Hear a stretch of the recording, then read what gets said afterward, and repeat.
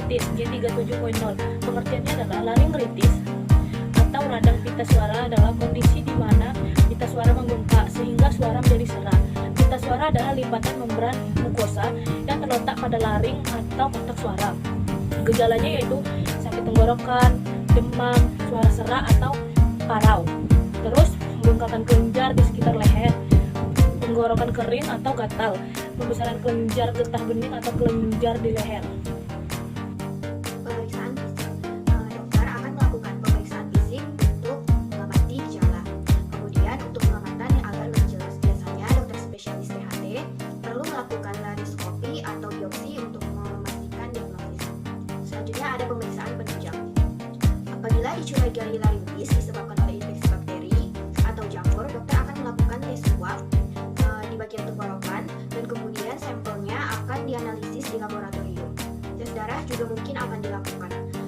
Kemudian ada pasien dengan suara yang serak lebih dari 1 bulan, khususnya pengguna rokok, membutuhkan pemeriksaan telinga, hidung, tenggorokan untuk memeriksa tenggorokan dan saluran pernapasan bagian atas. Di sini saya akan membahas cara pengobatannya. Cara pengobatannya dapat dilakukan dengan minum obat pereda nyeri seperti ibuprofen, paracetamol, dan aspirin. Konsumsi obat pereda batuk kering, memberikan antibiotik untuk radang tenggorokan seperti penisilin atau amoxicillin. Apabila disebabkan oleh alergi, gejala biasa diatasi dengan obat antihistamin.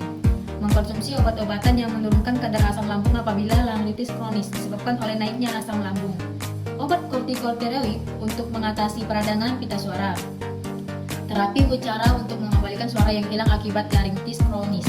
Cara pencarian DICD, chronic laryngitis, lab term chronic laryngitis. 1. Mencari di ICD 10 volume 3 abjad J, kemudian lihat chronic laryngitis halaman 394 tertulis ICD 10 volume 3 chronic laryngitis J 37.0.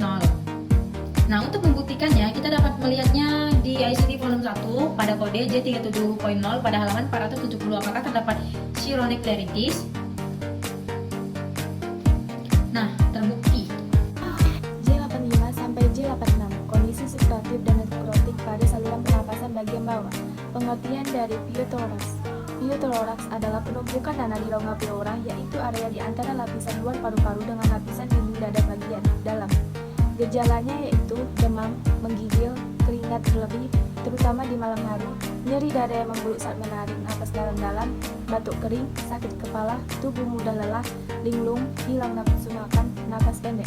Pemeriksaan fisik yaitu dokter akan melakukan tanya jawab seputar gejala serta riwayat kesehatan dan riwayat pengobatan pasien. Dokter juga akan melakukan pemeriksaan di dinding dada, salah satunya dengan menggunakan stetoskop untuk mendengarkan suara tidak normal di paru-paru pasien.